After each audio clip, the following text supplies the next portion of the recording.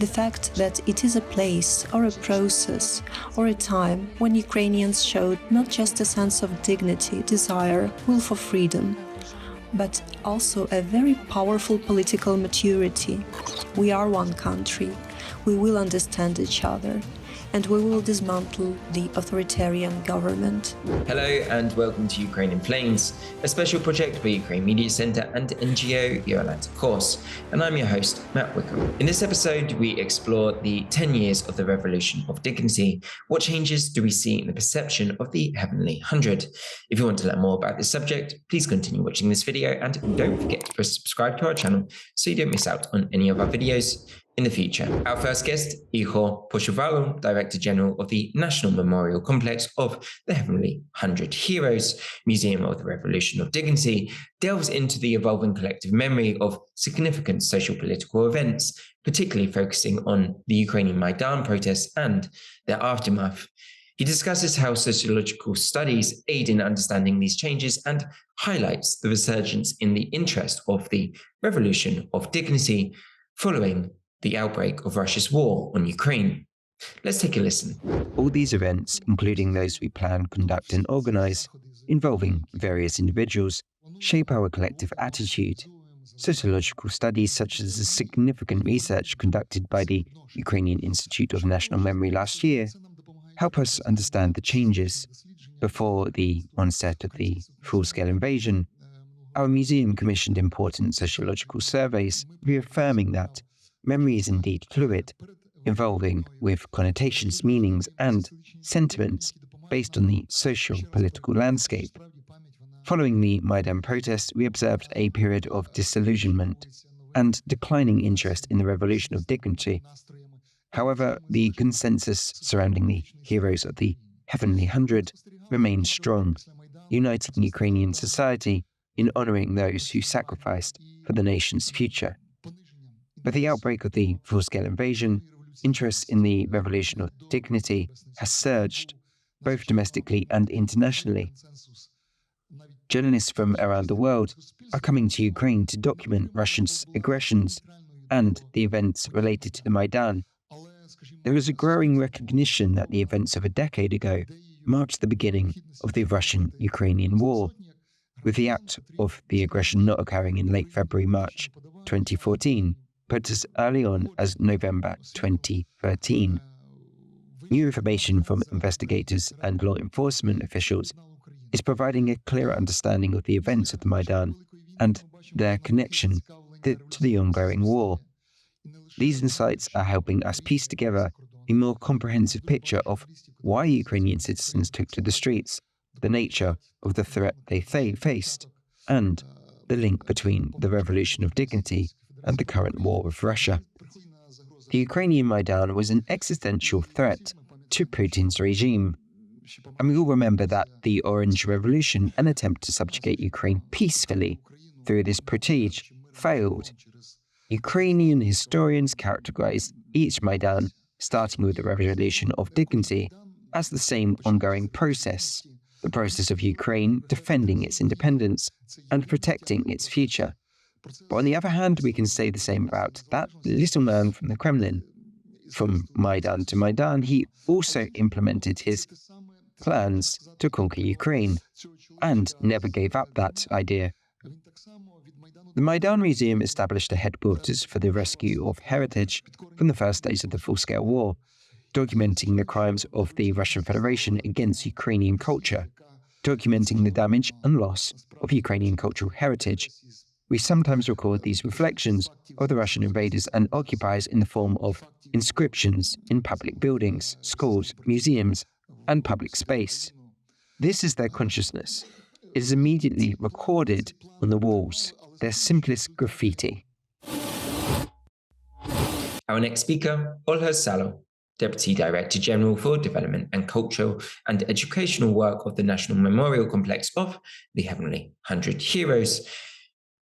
She talks about the Revolution of Dignity and reflects on the 10th anniversary, a series of events that are underway, mirroring the timeline of the Maidan protests that ignited on November 21.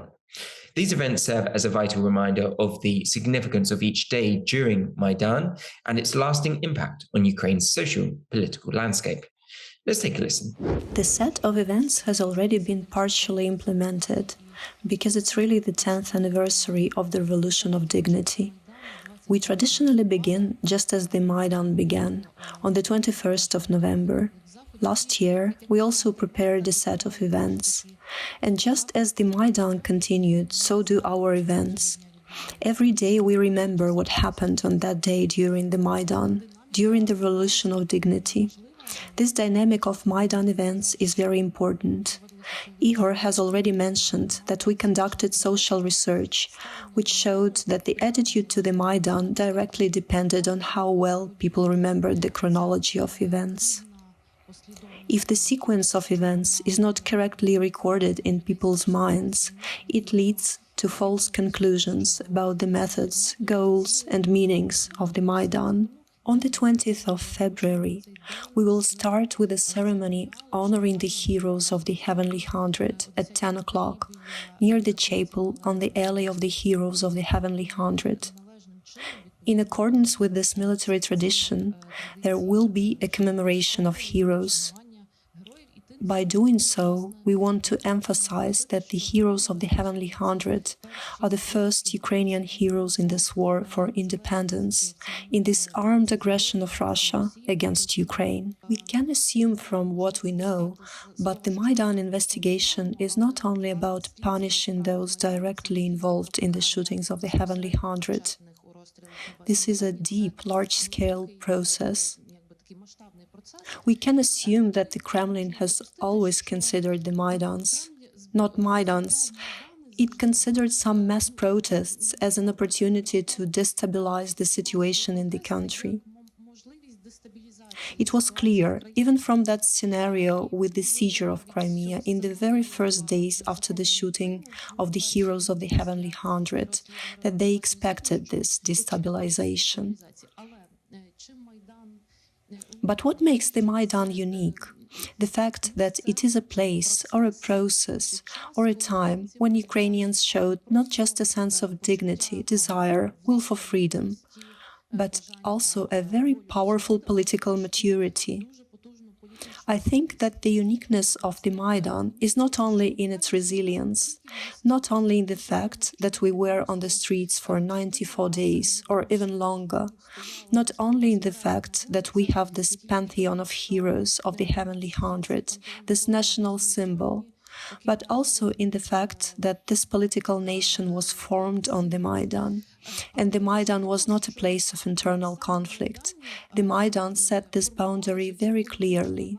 We are one country, we will understand each other, and we will dismantle the authoritarian government. Next, Tetyana Kovtunovych, head of the Sector for Recording and Preservation of Oral Sources at the Ukrainian Institute of National Memory, tells, as the 10th anniversary of the Revolution of Dignity approaches, a reflection of the events of the past decade unveils the enduring impact on Ukrainian society. Let's take a listen to more. Given that in the recent 10 years many different events have taken place, the interest in the topic of the Revolution of Dignity has flared up and then has faded again. Because we understand in what conditions we live, the war has begun. And from the very beginning, when Crimea was occupied, we understood that we did not have time to reflect on the Revolution of Dignity, as we should have at those initial stages. I should stress that the Ukrainian Institute of National Memory also dates back to the Revolution of Dignity, because in 2014 the Institute was granted a new status, the status of a governmental body, and acquired new powers. During the first 2 years, while the Museum of the Revolution of Dignity was being formed, the Ukrainian Institute of National Memory kept the topic of the Revolution of Dignity in focus, and a lot was done. A lot of different events were held. It should be noted that at that time it was impossible not to hold them, because at that moment our society was electrified. It lived with the frozen need to speak about it, reflect on it, remember and perpetuate it. I remember when a year after the events of the Revolution of Dignity, we directed those beams of light to the sky, and how many people were then on Maidan, on the Day of Heroes of the Heavenly Hundred. How traumatic and painful this event was then. It was necessary to talk this issue through and remember it. The Revolution of Dignity is a trigger, and it is clear that even the experts investigating this person, who we do not want to name, say that for him this is a personal story, for him this is a personal trigger. And somehow it is clear why, because he has been trying to suppress Ukraine, our state, and take it into his own space, to make the whole world think that it does not exist. But the Revolution of Dignity showed how powerful our state and our strength are. In this respect, the Revolution of Dignity has added such dignity, has formed a political nation, and has shown that Ukraine is not Sharovarshchina, and not only an ethnic dimension of existence, but it is a real modern state that combines a lot of processes.